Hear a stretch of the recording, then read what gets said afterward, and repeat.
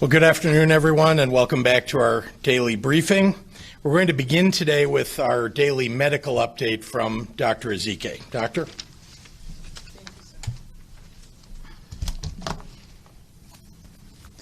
Good afternoon. We're going to talk about testing. Testing is one of the keys to reopening the state, which is why we are working diligently to expand testing through public-private partnerships. I thank the governor for working tirelessly to bring the necessary equipment and supplies for testing here to Illinois.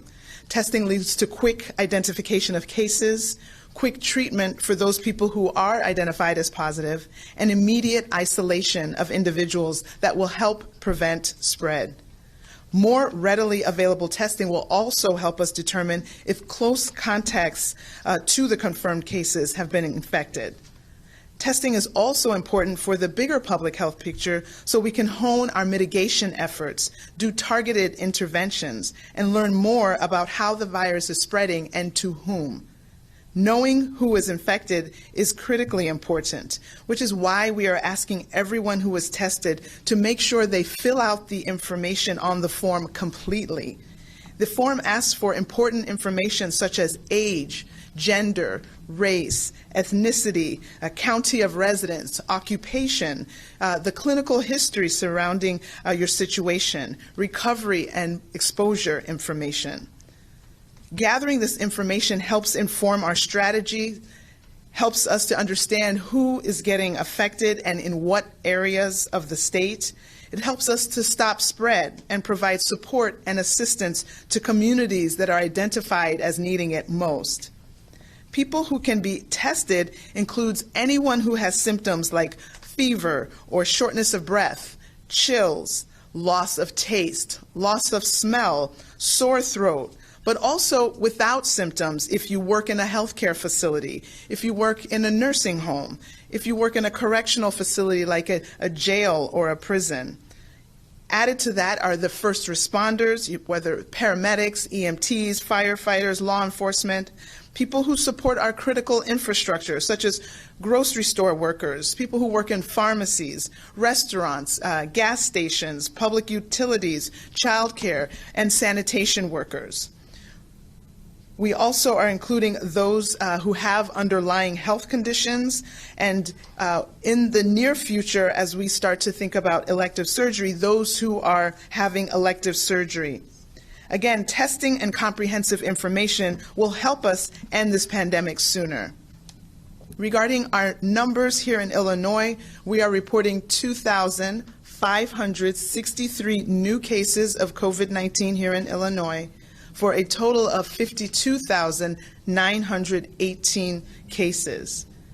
This includes, unfortunately, 2,355 lives lost here in Illinois, of which 141 were reported in the last 24 hours. To date, we have run a total of 269,867 tests for COVID-19, with 13,200 being performed in the last 24 hours. As of yesterday, 4,953 individuals in Illinois were reported to be in the hospital with COVID-19. Of those, 1,289 patients were in the ICU and 785 patients were on ventilators. As we further ramp up testing, we need to remember that we all must continue to stay home as much as we can, to wear masks and social distance if we do have to go out, and to wash our hands frequently. This will continue to work as we remain all in for Illinois. Thank you, and now I will summarize comments in Spanish. Buenas tardes. Yo quiero hablar sobre las pruebas.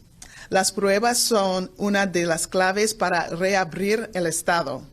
Por eso estamos trabajando para expandir las pruebas a través de asociaciones públicos-privadas.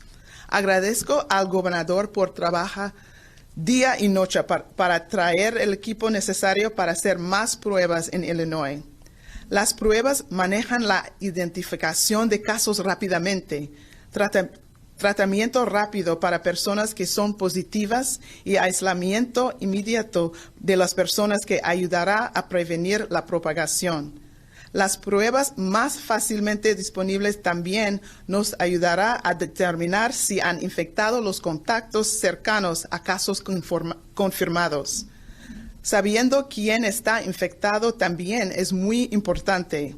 Es por eso que estamos pidiendo a todos los examinandos que completan toda la información en las formas.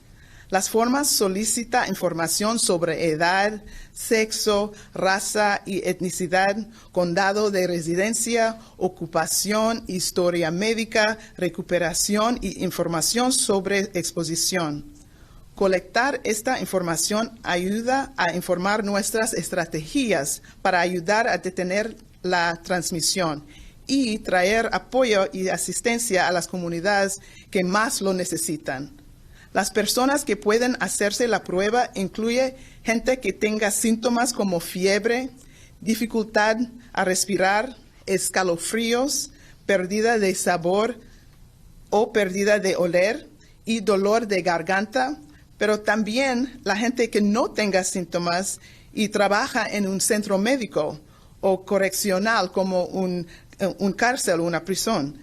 Los primeros respondederos como paramédicos, policía y bomberos, también personas que trabajan en lugares esenciales como supermercados, farmacias, restaurantes, estaciones de servicio, servicios públicos, cuidado de niños y otros más. También los individuos que van a tener cirugía electiva va a comenzar en unas semanas. Y gente con condiciones de salud subyacentes. Una vez más, las pruebas y la información completa nos ayudará a poner fin a esta pandemia. Hoy estamos reportando 2,563 nuevos casos de COVID-19 en Illinois para un total de 52,918 casos. Esto incluye un total de 2,355 muertes, de las cuales 141 fueron reportadas desde ayer. Hasta la fecha, hemos realizado un total de 269,867 pruebas para COVID-19, con 13,200 realizadas en las últimas 24 horas.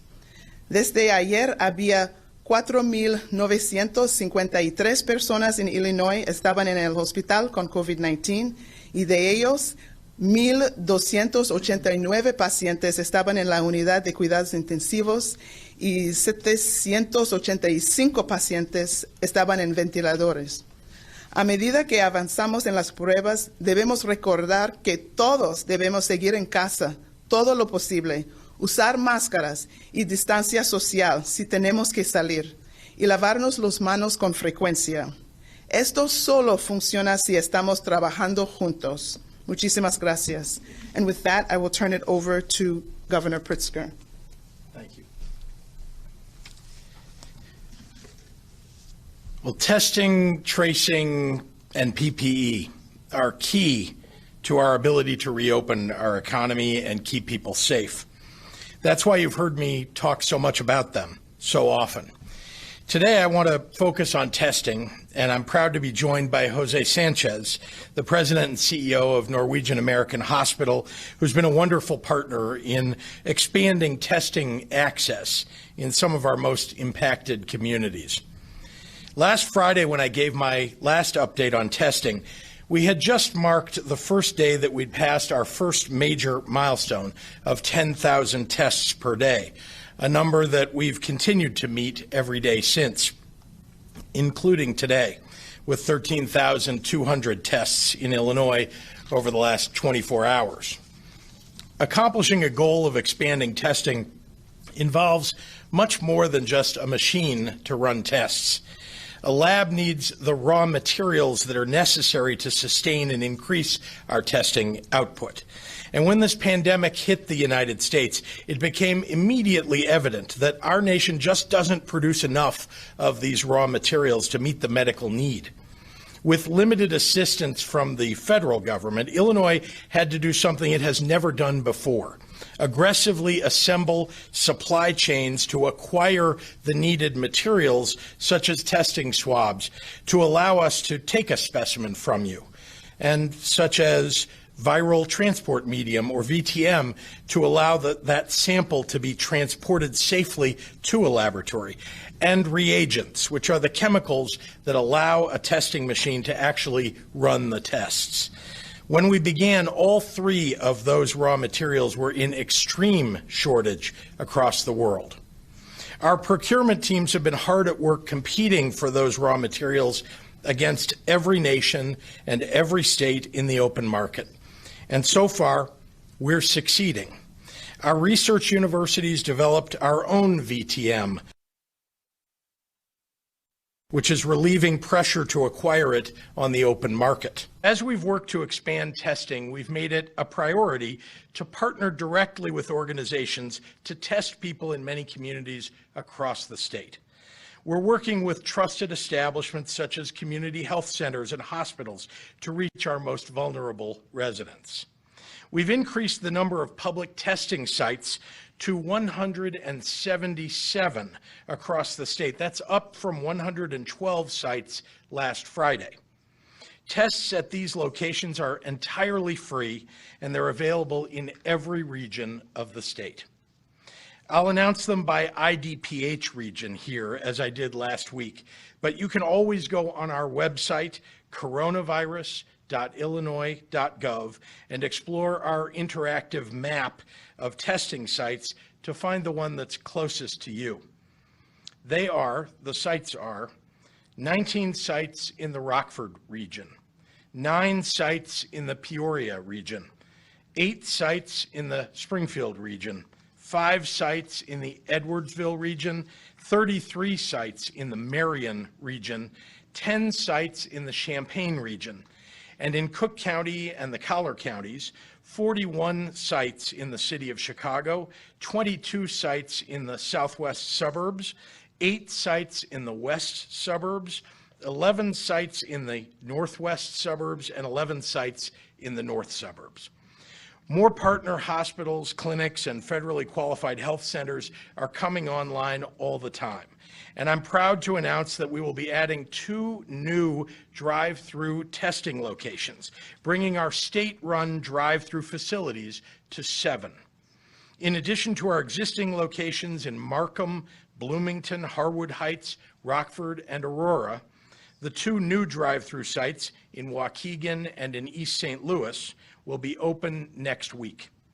Rockford and Aurora, our most recent additions, have been running only since the end of last week, and they've already been an incredible success, averaging about 1,000 specimens a day between the 2 sites. And we hope to get similar results from our East St. Louis and Waukegan sites when they come online, with a goal of bringing our drive-through testing capacity to over 3,000 specimens per day. My team and I continue to consult with health experts and communities to determine additional drive-through locations around the state, and I look forward to sharing with you our future updates on this work as soon as we have those sites ready to go. I know that these past 2 months have probably felt like a crash course in new terminology and techniques, but as you likely know by now, testing is vital to our efforts to reduce social restrictions, get our economy going, and to protect our residents. With a modified stay-at-home order beginning tomorrow, I want to briefly touch on the changes that continue those efforts to move toward opening up, giving Illinoisans more flexibility where it is safe to do so. Starting tomorrow, retail stores can reopen by taking orders online and over the phone and offering pickup and delivery. Greenhouses and garden centers will be opening with specified social distancing measures in place. Many of our state parks will be open, and many golf courses will open with strict social distancing measures in place. And elective surgeries that have been put off due to the crisis can now be scheduled in surgery centers and hospitals in compliance with IDPH guidance. As we open things up and make progress, tomorrow will be the first day where adults and any children over the age of 2 and everyone medically able to tolerate a face covering will be required to wear one in any public place where they can't maintain a 6-foot social distance. All these changes represent a shift in our approach to COVID-19, a shift made possible by the millions of Illinoisans who have stepped up by staying home and keeping each other safe. To the vast, vast majority of you who believe in the power of being all in for your communities, thank you. Thank you for all that you've done and all that you continue to do. It truly makes me proud of the people of our state. Governor, I've tried to clump them into subject Great. Areas. Thanks, Dan. So first, question from Craig Wall and also from Marianne Ahern. Can you respond to the federal lawsuit filed by the Western Illinois pastor claiming his First Amendment rights have been violated and that the governor appears hostile to churches by not allowing them to gather? He plans to hold services Sunday. What is your reaction to that? Sure. Well, first of all, so many of the pastors and faith leaders across the state have been partners with us in working with their parishioners to make sure that they're staying at home and staying safe. And I've been grateful for their partnership in that. These are difficult times for parishioners and for those of us who worship to not be able to access sometimes in person your faith leader, especially as anxiety has come over people. Coronavirus is a very serious infection that's in the air. It's around us, and it's caused people to need that kind of counsel. Most faith leaders have found new ways to connect with their parishioners on Zoom conferencing, holding services by teleconference, and I would encourage people to continue to do that. And I would just urge the faith leaders who are concerned about the length of this to just put the health and safety of their congregants first. I think that's uppermost in everybody's mind. It's certainly uppermost in my mind.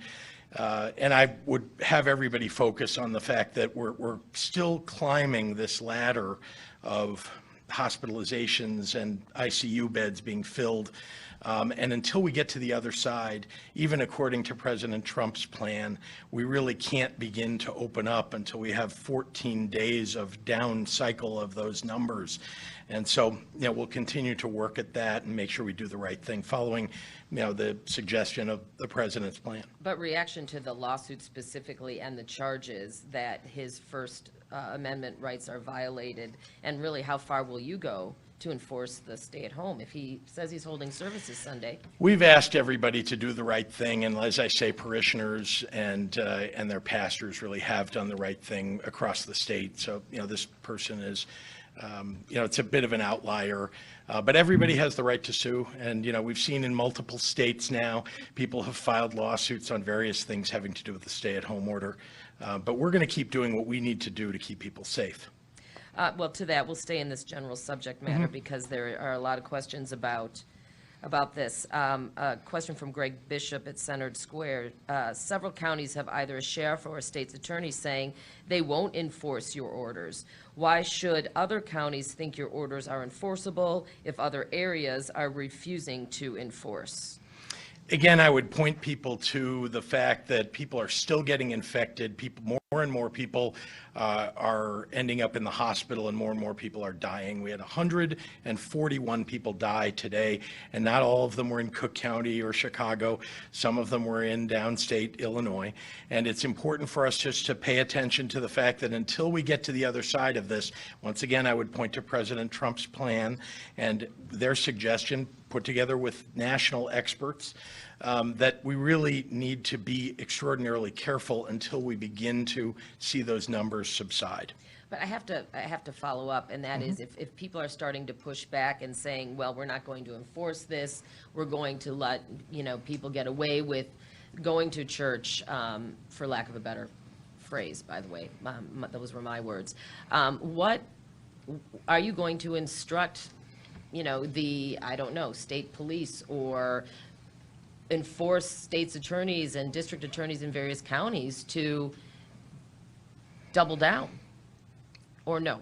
What I'm doubling down on is the fact that all the people who live in those counties are being put in harm's way by those who are putting gatherings together of any sort that are going to potentially infect others.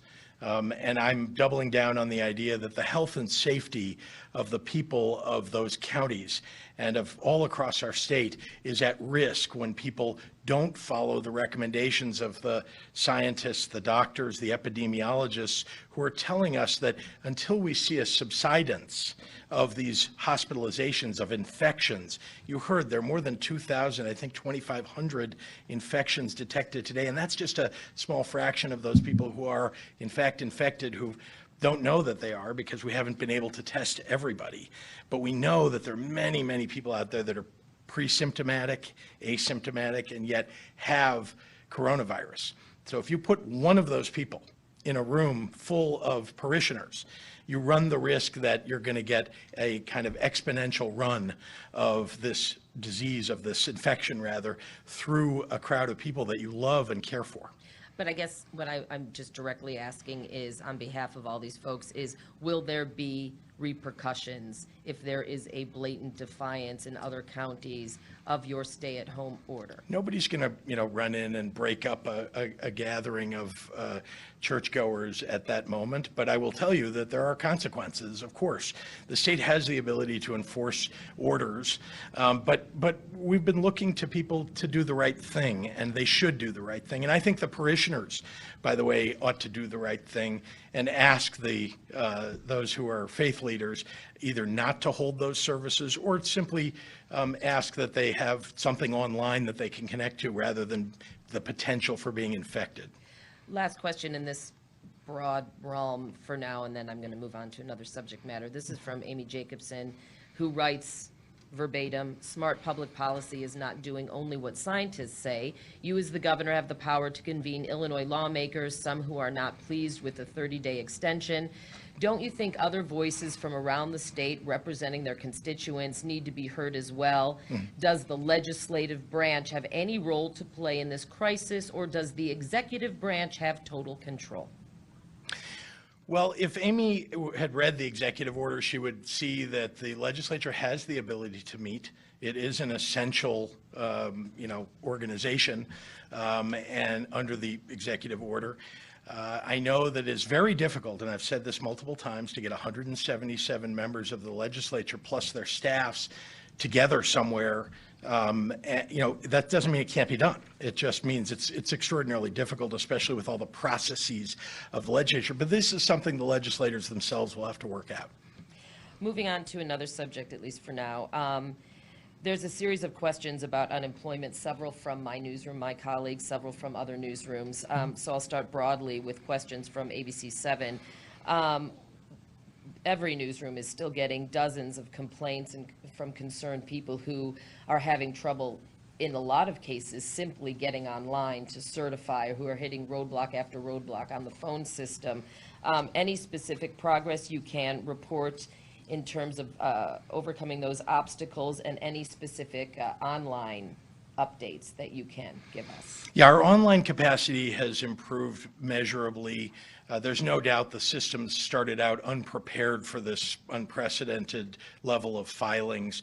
But at this point, I must say the ability to connect online is available to everyone. If they're having trouble for some reason, if they've filed earlier, forgotten their password, unable to get a password retrieval or something like that, they may need to call in. We've expanded the number of people who are available to take those calls.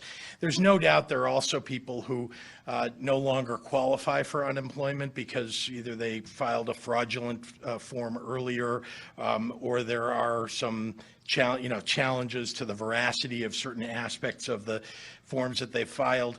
And so there are a lot of reasons why somebody might not be able to get through, but I will say that the systems themselves are actually operating reasonably well, given that what we started with was a 10-year-old system that's been, as I said yesterday, one that you've had to sort of, build the plane while you're trying to fly it with a lot more passengers than usual, so to speak. I understand that one phone number that folks might need to call in had glitches or was not working properly, but with the call-in question, if I recall correctly, you previously stated you can only add so many call takers for unemployment claims because of federal training requirements, et cetera.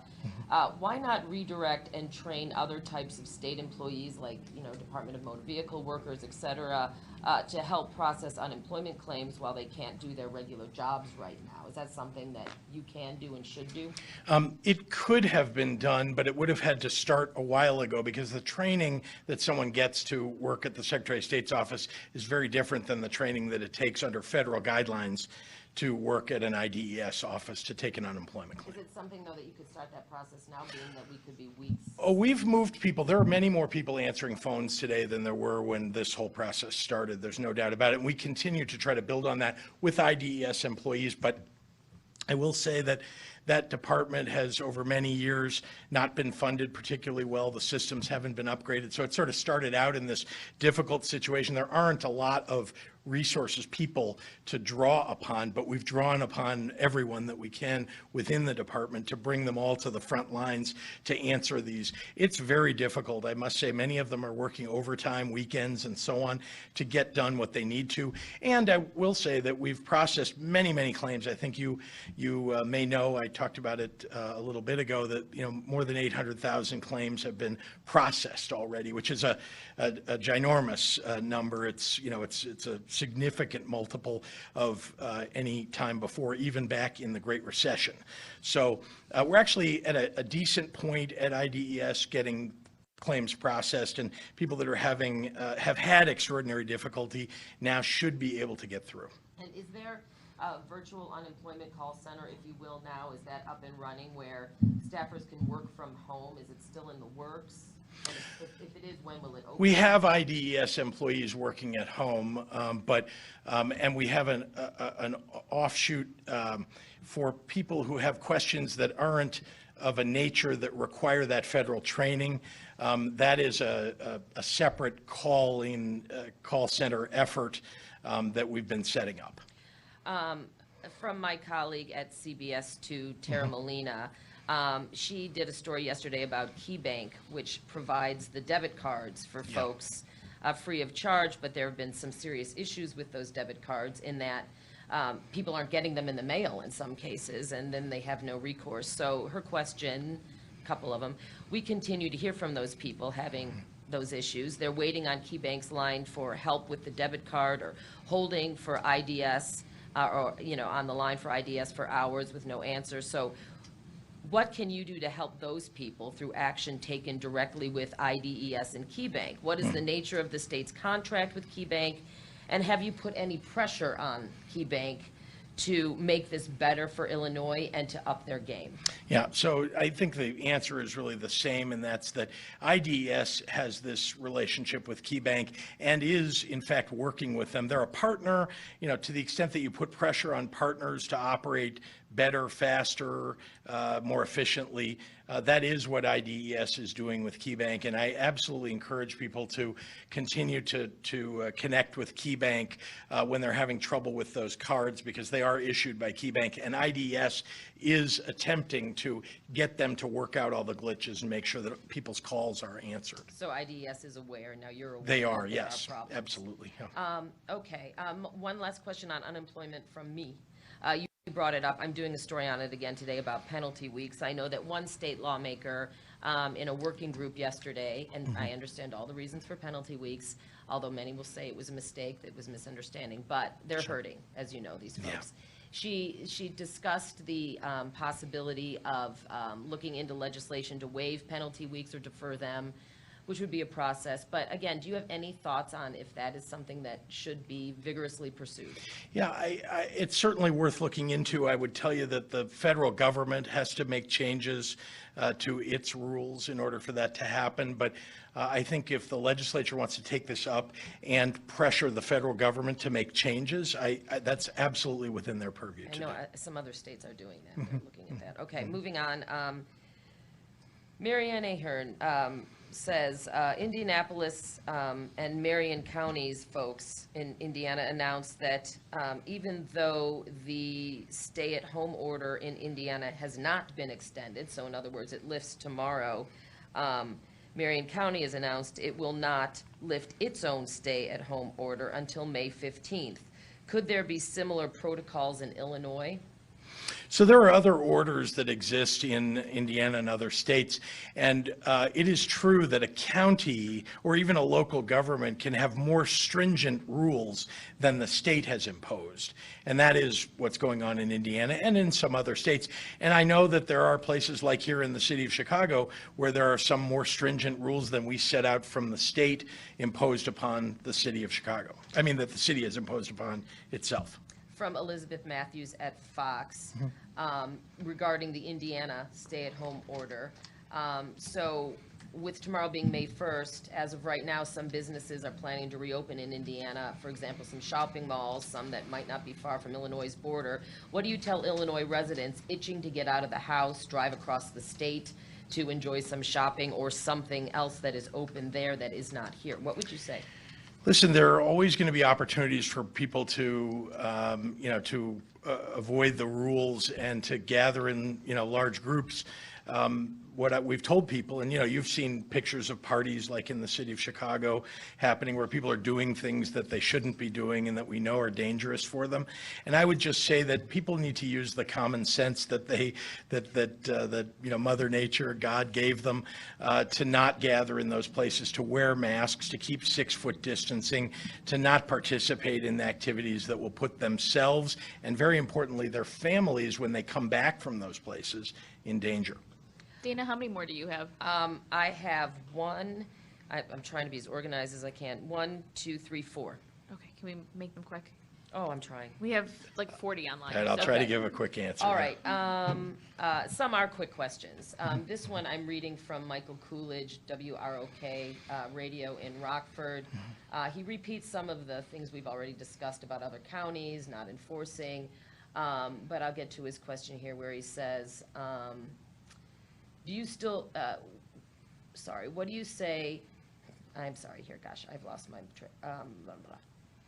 Do you still believe all of these officials who disagree with you are simply grandstanding, or will you consider allowing local authorities to modify your new stay-at-home order, making it less restrictive, not more, locally? Do they know what's best for their local areas, or do you believe you do?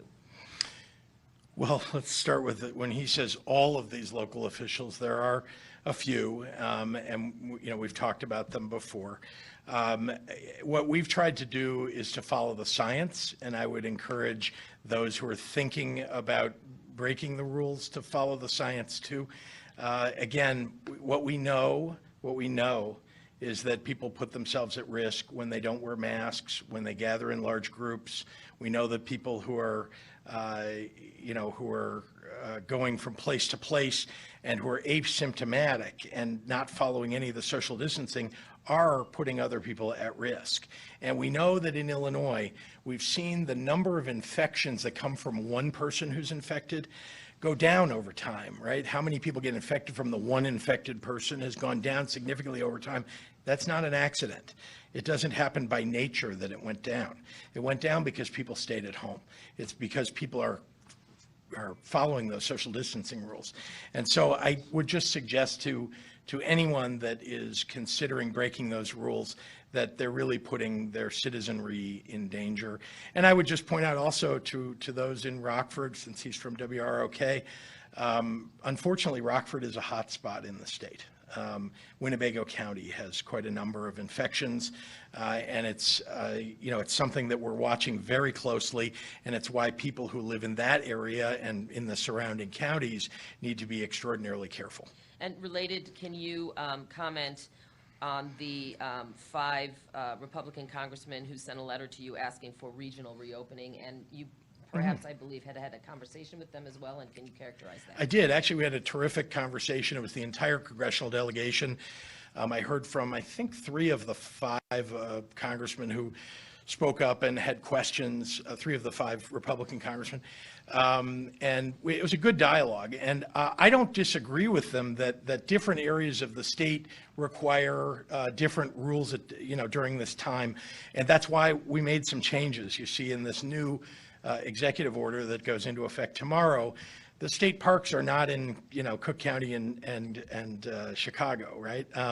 The idea that people can get elective surgeries is much more available in areas outside of the collar counties and Cook County because more infections exist just by the numbers in this area.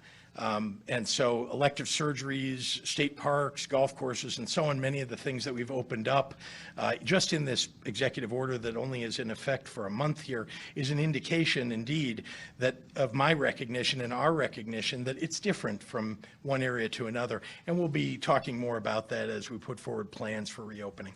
Okay, last 2 from Stacy Baca, ABC7. A protest today called on you to lift the 1997 Rent Control Preemption Act and allow individual jurisdiction to deal with the rent issue. What is your stance on this and lifting that ban? Yeah. So as you know, this is a state law that's in effect that the legislature can make a change to, and I know that many people have come to Springfield to talk about doing that. For me, I want to make sure that people can pay their rent and that they're not being pushed out from gentrification from their communities. So I would like to see changes made, but it is something the legislature needs to do. Okay, and finally, Mary Ann Ahern, New York's governor and the mayor, the city's mayor announced they'll shut down mass transit overnight for deep cleaning. Any plans on talking to various mayors and cities to do that here? I think it's a good idea, and I heard Governor Cuomo talking about that. I would say that that's something that the mayor of the city of Chicago certainly should lead. We want to make sure that people are safe taking mass transit and figuring out what the right schedule for cleaning is. I know they're doing some of that now. I don't know on what schedule, and I would encourage them to look at that because as we open things up, more and more people are going to take mass transit, buses, trains, et cetera. They need to know that when they're taking it, they're safe. Thank you. Okay, we'll get to questions from online. Casey Toner at BGA. I was wondering whether the state was doing any testing or monitoring of heroin users because of their high-risk behavior and congregation with other high-risk users. Is that something you can help with, Dr. Ezike? About heroin users?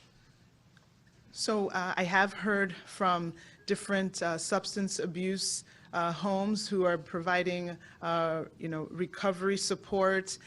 So that is a thing that is essential and obviously needs to continue. Their concern is that, they have PPE needs as well. And so that PPE need is not exclusive to hospitals and nursing homes, but anyone that has a congregate care setting where people live, recreate, eat, dine all in the same place, or still have that risk of rapid spread of the virus once it gets in. So those are essential services, and I'm glad that our providers are continuing to give that essential care. In terms of the numbers increasing, we know that this is a very stressful situation for every individual, I guess worldwide. And so in stressful situations, we know that can result in some maladaptive behaviors being further increased. So not surprising that there might be additional episodes or instances of substance abuse. There's additional, probably mental health challenges that are also seen, and so we're grateful for our caregivers who are helping in those areas. Dr. Zika, you can stay there because the next couple are for you. This is from Greg Hines at Cranes. He would like a response to the dropping rates of positivity in COVID tests that has happened in the last week. Yeah. So again, when we've gone through many evolutions of the testing criteria. If we go way back to January, February, the testing criteria involved having a contact with somebody from Wuhan and having, specific symptoms. As we have relaxed the criteria, obviously we are still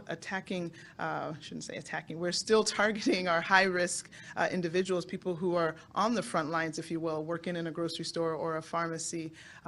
But we potentially, as we increase the number of tests, you will potentially have people who have not had as high contact as maybe someone who's working in the ICU 12 hours a day with COVID-positive patients. So you might see some decrease in the positivity rate, but it is really important that we identify people as quickly as possible. So we will have that lower positivity rate, but be grateful for the ones that we identify. And then the CDC is reportedly saying there are far more deaths in Illinois than reported. How many could there be? That's from Dave Dahl at WTAX. Again, these are kind of speculations that we try to use our data and make the most informed decisions. The way to try to get at that number is to look at the number of deaths that we've had in this period and then try to compare the amount of deaths that we had in the same time in previous years. And I have looked at that. We do see that compared to 2018 and 2019, the deaths that we've had from the period of March to April 15th are significantly higher for this 2020 time. And so when we take out the number of deaths that are actually responsible, that we know are COVID related, we still have additional deaths that we can't account for. So one supposition could be that there are additional deaths that we have missed. But again, we don't have the details on all of the deaths in real time like that. It takes several months. So again, we can make speculations that there are additional deaths. Rich Miller at Capital Facts. When does the state plan to start widespread testing of workers in essential businesses, especially retail establishments and factories? Factory outbreaks could disrupt supply chains, and retail outbreaks could threaten lots of workers and customers. As fast as possible. I guess I'll expound and just say that, today, as you saw that, we reported about 13,200 tests were done. We're averaging about 13 or 14,000 for the last week, which is, up significantly, almost double, perhaps the week before.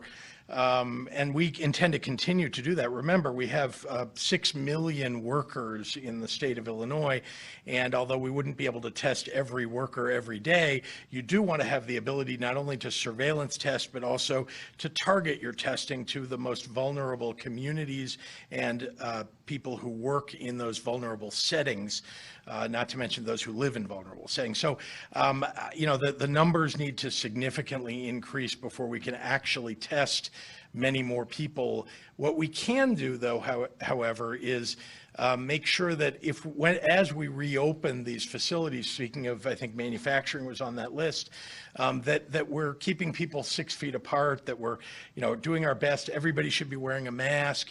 There are various rules that we're working with IDPH on to make sure that those kinds of businesses can reopen safely, even if we couldn't possibly test every worker every day. Kelly at Block Club. We know it will be difficult to reopen restaurants and bars, and Chicago's eateries have been left out of federal programs. What will the state do to ensure these businesses are able to remain open? Can it pressure the feds for more funding? We can pressure the feds for more funding, and we are. I have been working very hard to do that. We want to be able to stand up a larger state program to support these small businesses. Most restaurants and bars are just small businesses with a few, maybe a dozen or so employees. Many of them have not been able to access that federal money, that PPP money, because it takes sometimes a lawyer and an accountant and others to help them do it. So at the state level, we provided grants from the Department of Commerce and Economic Opportunity. We took whatever money we had available to do that, and now we'd like to be able to provide more, and that's something that will be dependent in part on the federal government supporting the state, which we're working hard on, and also working with the legislature to create a larger program. Shruti at Bloomberg has a couple questions on the air bridge. When, if at all, has Illinois used the federal air bridge to bring back PPE from China? Why and for what? How are the goods that come on the air bridge sold? Is it based on pre-existing, pre-pandemic contracts and pricing, an auction, or some other means? So it's my understanding this is how the air bridge works.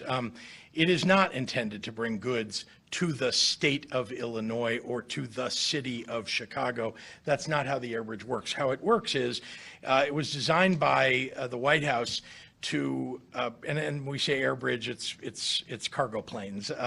And what they're bringing over are the PPE that are handed over to distributors, existing distributors of medical supplies who have an existing set of customers, some of whom are in Illinois, some of whom are not in Illinois. So those goods get distributed by those private businesses as they see fit.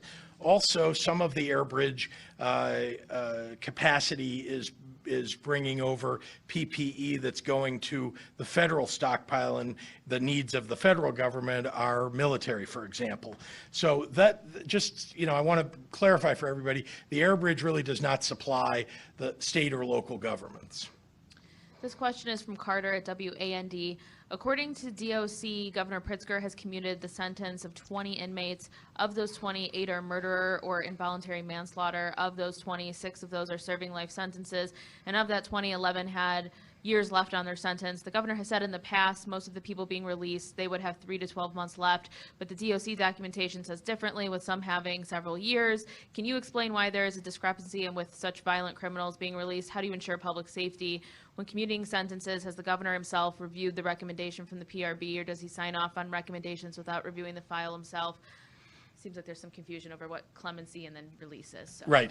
So I want to make clear to everybody that there are a lot of people who are released from prison because their sentences came to an end. Then there are people who are in the final 6 or 9 months of a term of a sentence.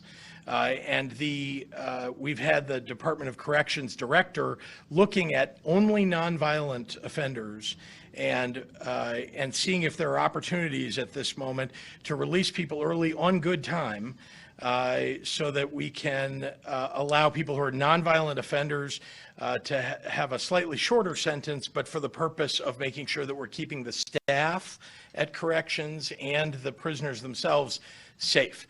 So that's most of what we're talking about when we talk about releases from our prisons. The few that the questioner is asking about are people who petition for clemency directly to the governor. They do that through the PRB, the Prisoner Review Board. That's a board that reviews these cases and votes on them and makes recommendations and even provides information because they have hearings and discuss those cases. And then they are recommended to me from them, and then I make a decision based upon those recommendations. Those members of the PRB are very responsible people. Many of them have been on there for several years before I became governor. Their recommendations do have an enormous influence on me, and very important to me is to make sure that anybody that we are releasing, fits a set of criteria that minimize any risk to communities. Shia at Politico, Governor, the president is ending federal social distancing policies, leaving it up to the states, and conservatives here are fighting you on the stay-at-home order. How are you pivoting to adjust to all of that? To the challenges? How am I pivoting to adjust to the challenges of yes. it? Yeah.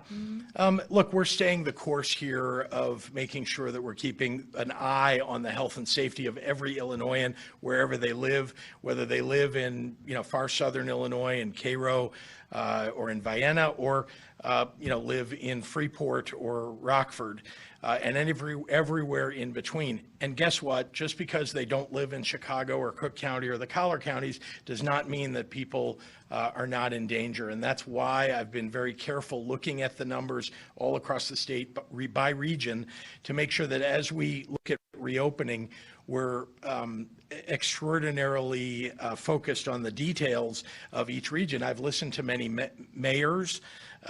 Many have written plans for their region that they wanted me to see, and we're taking all of that into account as we talk to our epidemiologists and scientists to look at a phased-in plan.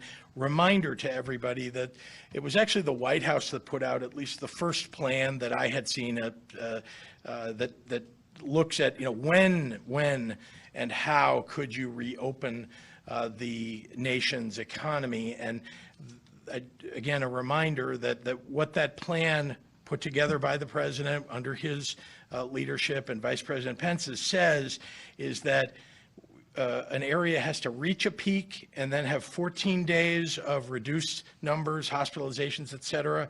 And then you can begin with phase 1, phase 2, phase 3 under that plan. We're following a lot of that guidance as we put our own plan for Illinois together. Sam Petrella, can you clarify in what situations people will have to wear face coverings while outdoors beginning tomorrow? Should people have one on hand if they go out for a walk or a jog or a bike ride around the neighborhood?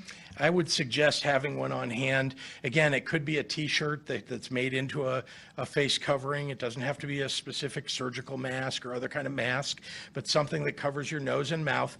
You don't have to wear it at all times if you're going running, jogging, outside, or bicycling. But if you encounter a crowd, a public space with a lot of people in it, that's when you need to or required to put on a face covering. And of course, going to a grocery store, a pharmacy where you know you're going to run into other people, we're requiring face coverings in those circumstances also. Molly Parker at the Southern Illinoisan will be our last question for today. She's got a couple. If there's a detected outbreak at a food manufacturing factory, does IDPH suggest testing for all employees? When is a shutdown recommended? Not just meat, but any food manufacturer. And is the state tracking outbreaks at essential food manufacturers? What are you seeing? I'm going to ask Dr. Ezike at IDPH. Sure. So yes, we are tracking all outbreaks throughout the state, including, and we've had outbreaks at every type of facility. It's been meat processing plants, it's daycares, it's churches. We've seen them in every single type of setting. So we obviously start with the local health departments are the boots on the ground. They are our first line of support for these facilities that are in their locale. We are always ready to assist. In certain instances, we have pulled in the CDC or NIOSH specifically that deals specifically as an arm of the CDC that deals with occupational safety of workers. And so being able to identify definite strategies that need to be employed to help keep the workers safe and also how to temper such outbreaks. So that goes on a regular basis with any of the outbreaks that are identified. Did I answer all the questions? Okay. Thank you, everyone. Thank you.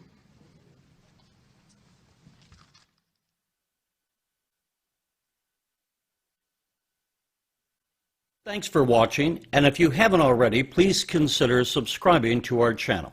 And while you're at it, please leave us a comment. Thank you for watching.